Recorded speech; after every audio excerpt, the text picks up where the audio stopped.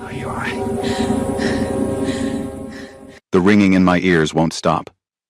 I'm on the floor, and I don't remember falling. My hands are shaking, touching my body, searching for the wound, for the blood. But there's nothing. I'm not shot. Charlotte. Charlotte. Look at me. Sungmin's face appears above mine, his hands on my shoulders. His gun is gone, tucked away somewhere. Behind him, I can see Marcus on the ground, clutching his leg, blood seeping through his fingers. He's screaming, but the ringing makes it sound distant, underwater. You shot him, I whisper. I aimed for his leg. He'll live. Sungmin's voice is ice cold, controlled. But we have a problem. Gunshots mean police, and police mean questions we don't want to answer. He pulls out his phone, makes a call. More Korean, clipped and urgent. Then he's pulling me to my feet, supporting my weight because my legs don't seem to work properly. Listen to me carefully, he says, gripping my face so I have to look at him. When the police come, you tell them the truth. Your husband broke in, threatened you with a gun. I defended you. That's it. Nothing about where you've been. Nothing about why you ran. Just the break-in. Understand? I nod. But everything feels surreal. Marcus is still screaming, calling me names I've heard 1,000 times before. But for the first time, they don't touch me. They're just noise. Sirens wail in the distance, getting closer. Sungmin's men arrive first. 3 of them, moving with military precision. They assess Marcus, apply pressure to his wound, secure his weapon. One of them speaks to Sungmin in Korean, gesturing at the broken door. The blood. The mess. Then the police arrive, and everything becomes chaos. The police station smells like burnt coffee and desperation. I've been here for 6 hours, answering the same questions over and over. A detective named Morrison sits across from me, her eyes sharp but not unkind. Walk me through it again, Mrs. Williams. Mrs. Williams. The name feels like a noose around my neck. My husband broke into Mr. Sung's penthouse. He was armed. He threatened to kill me. Mr. Sung defended me. And why were you at Mr.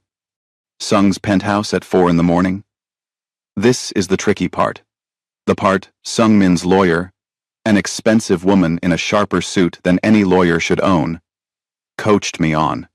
I left my husband 2 days ago because he's been abusing me for 3 years. I had nowhere else to go. Mr. Sung found me and offered me a safe place to stay. Detective Morrison leans back. You expect me to believe that Sungmin, a known criminal figure in this city, just happened to find you and decided to help out of the goodness of his heart? I don't care what you believe. It's the truth. She slides a folder across the table, opens it. Inside are photos. Me, from tonight, my face battered, but also older photos.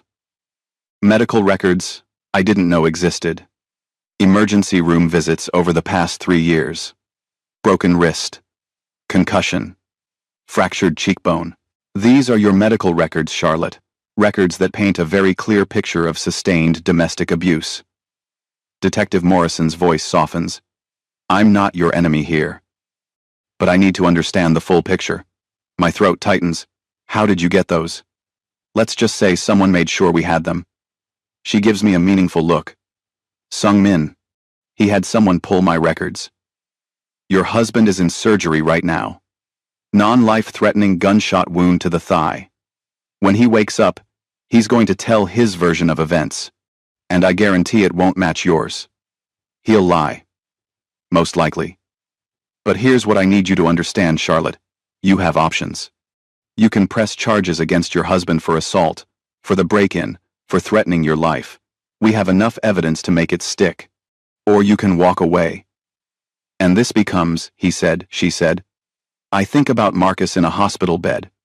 Marcus, who will charm the nurses, who will cry, and say he was just trying to get his sick wife back. Marcus, who always finds a way to twist the truth. What about Sung Min? What about him? Will he be charged? Detective Morrison closes the folder. That's complicated. He claims self-defense. We have witnesses who saw your husband enter the building armed. Forensics will confirm whose gun fired first. And frankly, given your husband's history of violence, any DA would have a hard time making charges stick. She pauses. But Charlotte, Sung Min is not a good man. You understand that, right? Whatever he's offering you, it comes with strings. I know what he is. Do you? Because men like him don't help people for free. There's always a price. They release me 8 hours later. Sung Min is waiting outside the station, leaning against a black car. When he sees me, he straightens, and something in his expression shifts. Relief, maybe. You held up well, he says as I approach. Is that a compliment? It's an observation. He opens the car door. For me.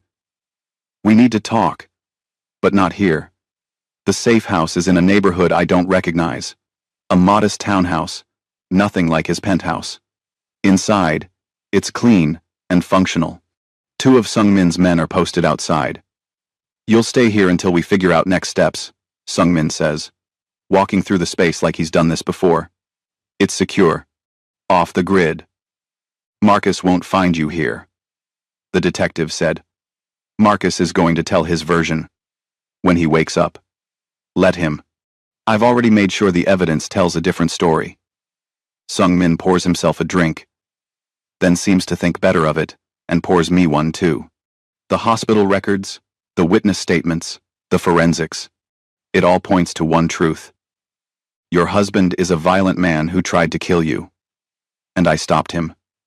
I take the glass but don't drink. She said, You're not a good man. That helping me comes with a price. Sung Min meets my eyes. She's not wrong. So what's the price? What do you want from me? He's quiet for a long moment, staring into his drink. When he finally speaks, his voice is softer than I've ever heard it. My sister's name was Hannah. She was 23 when she died. Her husband beat her for 2 years before it finally killed her. Broke her neck and made it look like an accident. His jaw clenches. I was building my empire, too focused on power and territory to notice she was suffering. By the time I found out, she was already gone. Sung Min, I don't want your pity. I'm telling you this so you understand. I couldn't save Hannah. But when I saw you in that alley, bleeding and broken, I saw a second chance. A chance to do what I should have done for my sister. He sets down his drink and looks at me. The price, Charlotte, is that you let me help you. You trust me when I say I'll keep you safe. And you don't run back to him, no matter how much he apologizes or promises to change. I'm never going back to him. Good. Because here's what happens next. Marcus will be released from the hospital in a few days. The police will investigate. But with his record and the evidence, they'll likely press charges. Assault with a deadly weapon, breaking and entering, attempted murder if we're lucky. But the legal system is slow, and men like Marcus know how to work it. He might make bail. The thought makes my stomach drop. And if he does? If he does, he'll come looking for you again. But this time, he won't find you unprepared. Sung Min's expression hardens. This time, we'll be ready. 3 days pass. 3 days of living in limbo, watching the news, waiting for the other shoe to drop.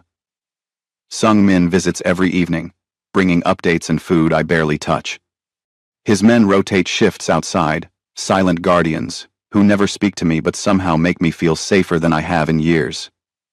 On the 4th day, Mrs. Park arrives with clothes, toiletries, and something unexpected. A laptop. Mr. Sung thinks you should have something to do, she says in halting English. To keep mine busy. I open the laptop and find it already set up. No password, just a clean desktop and an internet connection. For the first time in years, I have access to the world without Marcus monitoring my every click. I start researching. Domestic violence resources, divorce lawyers, women's shelters. But then I make a mistake. I search for Marcus. The news articles appear, and my blood runs cold. Local man shot in home invasion, wife missing. Husband fights for life after attack, fears for wife's safety. Desperate search for missing woman, husband pleads for her return. They've painted him as the victim. Marcus, with his charming smile and crocodile tears, has convinced the media that I'm the one who needs help. That I'm mentally unstable. That he's the loving husband desperate to bring his sick wife home. I'm reading the comments of people calling me ungrateful, calling me crazy when Sung Min arrives. You shouldn't read that garbage, he says, taking the laptop. They believe him. Everyone believes him. Not everyone. The police have the evidence. They know the truth. Evidence doesn't matter if no one wants to see it. I stand, pacing the small living room. He's going to get away with this. He always gets away with it. No, he won't. Sung Min's voice is steel. I told you, Charlotte. In my world, problems get solved permanently. The way he says it sends a chill down my spine. What does that mean? It means I have people looking into Marcus. His finances, his connections, his secrets. Everyone has secrets, Charlotte. And when we find his, we'll use them. You mean blackmail? I mean survival. You want to be free of him? Then you need to fight with every weapon available. And sometimes, the sharpest weapons aren't guns or knives. They're information. Before I can respond, one of his men bursts in, speaking in Korean. Sung Min's expression goes dark. What is it? I ask. Marcus made bail 2 hours. The room tilts. What? How? He has friends in high places. Friends I didn't know about. Sung Min is already on his phone, issuing orders. We need to move you, now. Where? Somewhere he'll never think to look. But Charlotte. He grabs my arm, forcing me to focus on him. He's not coming alone. My sources say he's hired people. Professionals. He wants you found. And he's willing to pay for it. Terror floods my system. How much time do we have? Not enough. We're halfway to the door when Sung Min's phone rings. He answers, listens, and his face goes completely blank. That scares me more than anything. What? I demand. There's more. Marcus reached out to my enemies. The Italians. He's offering them information about my operations in exchange for their help finding you. My blood turns to ice. He's making you a target. Because of me. This isn't your fault. Yes. It is. You should never have helped me. You should have left me in that alley. Sung Min grabs my shoulders, his grip firm, but not painful. Listen to me. I've been in this business for 15 years. I've survived gang wars, federal investigations, and assassination attempts. Your husband is a coward who beats women. He doesn't scare me. His eyes bore into mine. But you need to decide right now. Are you going to run? Or are you going to stand and fight? I don't know how to fight him. Then I'll teach you. But you have to choose. Charlotte. Run forever. Always looking over your shoulder. Or end this. Really end this. I think about the past 3 years. The fear. The pain. The slow death of everything I used to be. I think about Hana, Sung Min's sister, who never got a chance to fight back.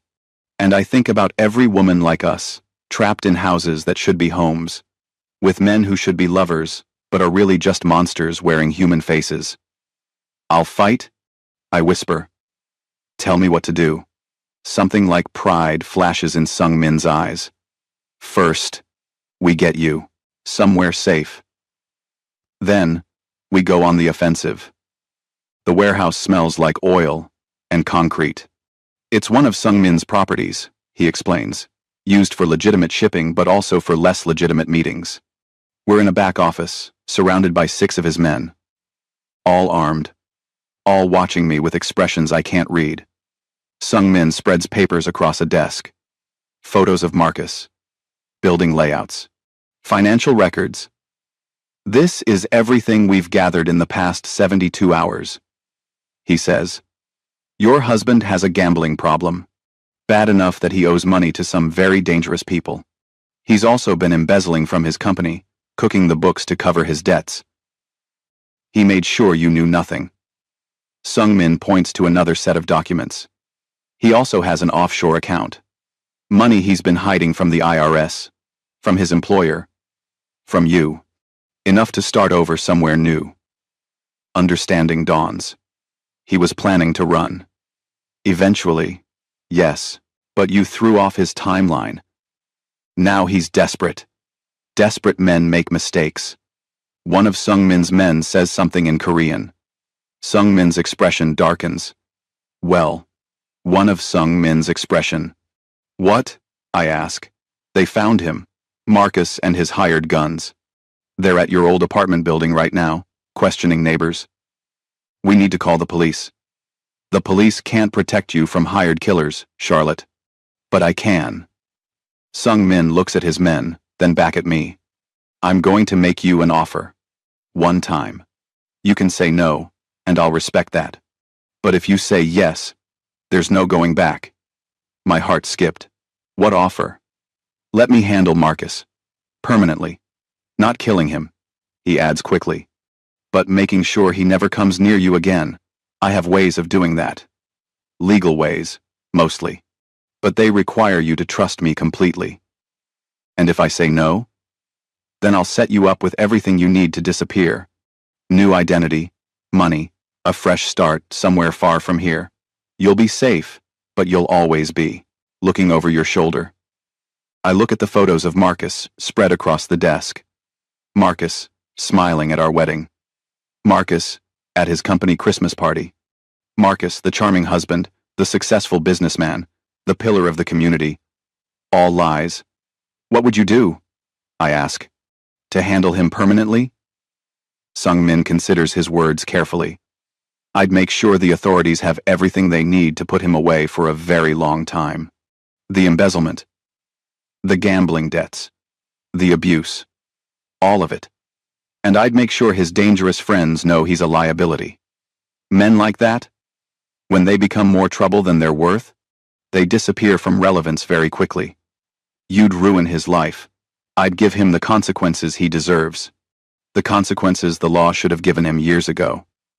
It should be a harder decision. But it's not. Because I'm tired. Tired of being afraid. Tired of running. Tired of being small. Do it, I say. End this. Sung-min nods once. Then turns to his men and issues orders in Korean. They move immediately, pulling out phones, speaking in hushed tones. Whatever machine Sung-min just set in motion, it's already working.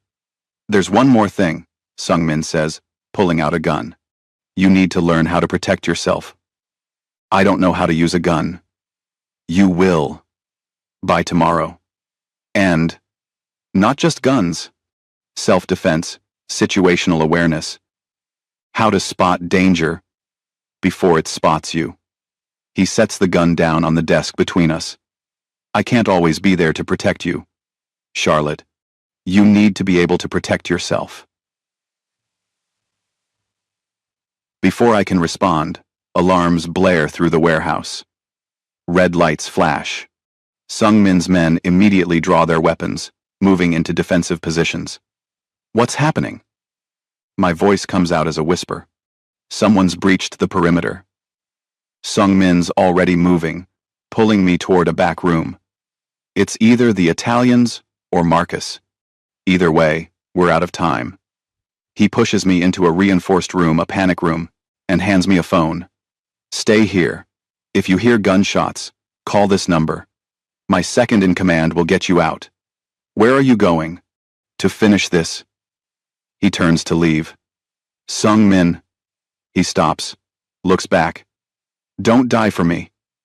I'm not worth it. Something softens in his hard expression. Yes, you are. You just don't know it yet. Then he's gone. And I'm alone in the dark, listening to footsteps and shouts echoing through the warehouse. My heart is in my throat. My hands shaking so badly I can barely hold the phone. Minutes pass like hours. I hear crashes. Shouts. What might be gunfire? But I can't be sure. Every sound makes me flinch. Every silence is worse. Then voices. Getting closer. English. Not Korean. She's got to be here somewhere. Check every room. Marcus. That's Marcus's voice. I back into the corner of the panic room, making myself as small as possible. The door is reinforced, Sung-min said. Locked from the inside. Marcus can't get in. He can't. The door handle rattles. Once, twice. Charlotte, I know you're in there. Open this door. I don't move. You think you can hide from me? He's hitting the door now, each impact making me jump. The metal holds, but I don't know for how long. When I get my hands on you, Charlotte, I'm going to make you wish you'd never been born. Do you hear me? I'm going to. His voice cuts off. There's a thud. Then silence. I wait, counting heartbeats, too terrified to move. Then, a knock. 3 times. Rhythmic. Sung-min's signal. Charlotte. It's over. You can come out. I crack the door open. Sung-min stands there, his suit jacket torn, a cut above his eyebrow bleeding. Behind him, I can see Marcus on the ground, unconscious, with zip ties around his wrists. 2 of Sung-min's men stand over him. Is he? Alive, for now. Sung-min helps me out of the room. The men he hired ran when they realized who they were up against. Marcus was too obsessed to run. He came straight for you. I stare at Marcus's unconscious form. The man who terrorized me for 3 years. Who made me small and afraid. Who broke me piece by piece. He looks pathetic now. Almost human. What happens to him? I ask. The police are on their way. We called them ourselves. They'll find him here, with an illegal firearm, having broken into private property, in violation of his bail. Add that to the evidence we've compiled about his embezzlement and debts, and he's looking at serious prison time. And the Italians? Will lose interest when they realize Marcus has nothing valuable to offer them. Sung-min touches my face gently, examining me for injuries. You're safe, Charlotte. For the first time in years. I should feel relieved, victorious. But all I feel is numb. Why do I feel like this? I whisper. Like I'm empty? Because you've been surviving for so long. You forgot what it feels like to actually live. Sung-min's voice is gentle. That will come back. It takes time, but it will come back. 3 months later. The coffee shop is warm and busy, filled with the sounds of steaming milk and casual conversation. I sit by the window, watching people walk by. And for the first time in years, I'm not watching for danger. I'm just watching. My phone buzzes. A text from Sung-min. How's the new apartment? I smile and type back. Perfect. Thank you. Wednesday, my treat. Over the past 3 months, my life has transformed. Marcus is in prison, awaiting trial on multiple charges. The divorce papers are filed. I got a job at a bookstore, something simple and peaceful. And I'm seeing a therapist who specializes in trauma recovery. I'm learning how to be Charlotte again. Not Marcus's wife. Sung-min kept his promise. He didn't just save me.